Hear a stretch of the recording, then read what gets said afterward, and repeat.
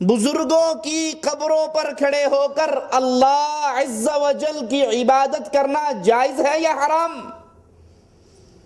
صحیح بخاری اور مسلم میں حضرت عائشہ رضی اللہ تعالی عنہا کی روایت ہے، فرماتی ہیں ام سلمہ رضی اللہ تعالی عنہا حبشہ کی ہجرت سے واپس آتی ہیں اور رسول اللہ صلی اللہ علیہ وسلم کو ایک گرجے کا حال بتاتی ہیں، ایک کنیسہ کی خبر دیتی ہیں، یا رسول اللہ صلی اللہ علیہ وسلم، ہم نے حبشہ کے اندر ایک کنیسہ دیکھا، عیسائیوں کی عبادت گاہ کو کنیسہ گرجا کہا جاتا ہے، اس کے اندر ہم نے مورتیاں تصویریں دیکھی۔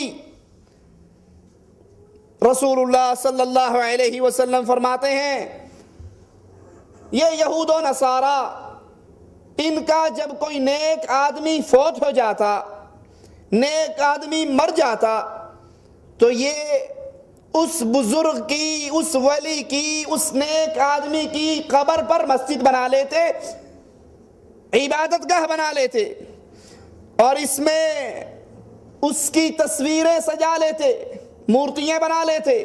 اور سنیے رسول اللہ صلی اللہ علیہ وسلم کے فرمان، آج ہمارے معاشرے میں شرک جس صورت میں بھی پھیل رہا ہے، ان تمام صورتوں کو بھی سامنے رکھیے اور پھر اس ہستی کے اقوال پہ غور کیجئے جو ہستی میرا اور آپ کا نبی ہے، قائد ہے، امام ہے، رہبر ہے، محمد الرسول اللہ۔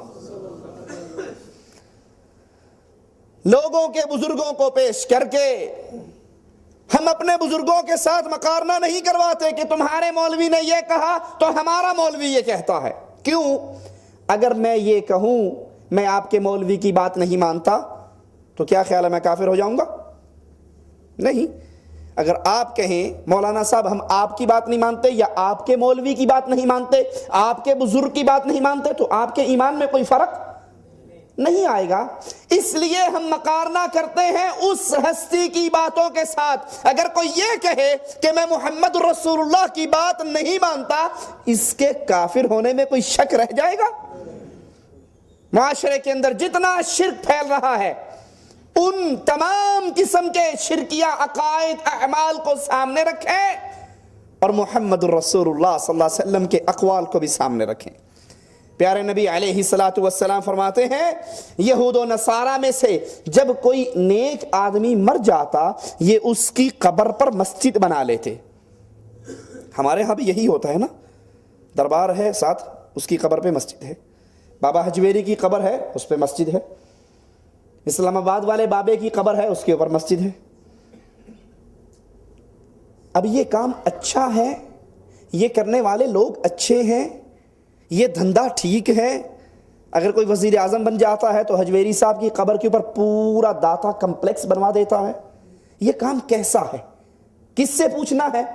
اس سے جس کی بات کو اگر میں اور آپ اور دنیا کا ہر انسان، کوئی بھی بندہ تسلیم نہیں کرتا، ٹھکرا دیتا ہے، اس کے پلے سے ایمان نکل جاتا ہے۔ رسول اللہ صلی اللہ علیہ وسلم فرماتے ہیں سنو، اللہ کے نزدیک بزرگوں کی قبروں پر عبادت گاہیں، مسجدیں بنانے والوں کے بارے میں نبی فرماتے ہیں اللہ کے نزدیک یہ سب سے بدترین مخلوق ہے۔ یہ نہیں کہا یہ سب سے بدترین انسان ہیں، یہ نہیں کہا۔ اللہ کے نزدیک اولیاء اللہ کی قبروں پہ قبے، مزار، دربار، خانقاہیں بنانے والے اللہ کی مخلوق میں سے سب سے زیادہ بدترین ہیں۔ سوچئے گٹر کی گندگی میں رینگنے والا کیڑا کس کی مخلوق ہے؟ گندگی جس کی خوراک ہے، وہ کیڑا جو گندگی میں چلتا ہے، جس کی خوراک گندگی ہے، جو اس گندگی پر زندہ رہتا ہے، وہ کس کی مخلوق ہے؟ اس کا خالق اللہ ہے۔ اور اللہ کے نبی فرما رہے ہیں صلی اللہ علیہ وسلم جو بزرگوں کی قبروں پر مسجدیں بنائیں وہ کائنات کی تمام مخلوقات میں سے اللہ کی سب سے بدتر گندی مخلوق ہے، یعنی مشرک اور شرک کو پھیلانے والا کیڑے سے بھی کیا گناہ ہے۔ رسول اللہ صلی اللہ علیہ وسلم اور حضرت عائشہ فرماتی ہیں کہ یہاں حبشہ والوں نے 2 فتنوں کو جمع کر دیا.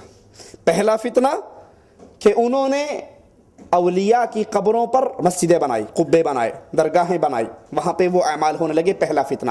دوسرا فتنہ انہوں نے بزرگوں کی، اولیاء کی مورتیاں، تصویریں، صورتیں بنائی. اور یہ شیطان کا دوسرا وار ہے کہ شیطان اس طریقے سے انسانوں میں شرک پھیلاتا ہے جیسے قوم نوح کے اندر شیطان نے 5 پنجتن پاک، ود، سوا، یعوس، یعوق، نصر، ان اولیاء اللہ کی صورتیں بنوائی اور پھر ان صورتوں کی محبت میں اتنا غلو کیا کہ قوم نوح شرک کرنے کے لیے شرک کرنا اس نے شروع کر دیا. امام بیضاوی رحمہ اللہ فرماتے ہیں وہ لوگ یعنی یہود و نصارہ، وہ لوگ مسجد میں نماز پڑھتے، نماز اللہ نام کی، مسجد میں نماز پڑھتے اور پھر قبلہ ان بزرگوں کی قبروں کی طرف کرتے. یعنی نماز پڑھتے ہوئے اپنا قبلہ بزرگوں کی قبروں کو سامنے رکھتے اور ان کی طرف منہ کر کے نماز پڑھتے. ذرا جائیے اپنے اپنے معاشرے کے اندر دیکھیے، ہمارے ہاں بھی قبر درمیان میں ہوتی ہے، چاروں طرف درویش بیٹھ کے قرآن پڑھتا ہے یا نہیں پڑھتا؟ اللہ کے لیے، اللہ کو جان دینی ہے آپ نے. آپ کی قبر میں نے نہیں آنا، میری قبر میں آپ نے. خود مقارنہ کیجئے، خود اپنی اس عقل کو استعمال کیجئے. آپ کے اور ہمارے معاشرے میں قبر کے چاروں طرف درویش بیٹھ کے قرآن کی تلاوت کرتے ہیں یا نہیں کرتے؟ یہ قرآن پڑھنا تو عبادت ہے کس کی؟ اللہ کی. لیکن اس کا رخ کس طرف ہے؟ اور جب سوال کرنے والا دعا کرنے کے لیے آتا ہے، بیت اللہ پشت پہ ہوتا ہے، قبر بزرگ کی ادھر ہے، تو وہ ہاتھ باندھ کر قبر کے سامنے کھڑا ہوتا ہے یا نہیں؟ ہاتھ باندھ کر، ہاتھ اٹھا کر، یا یوں قیام کی حالت میں اس بزرگ کی قبر کی طرف منہ کر کے دعائیں کرتا ہے یا نہیں؟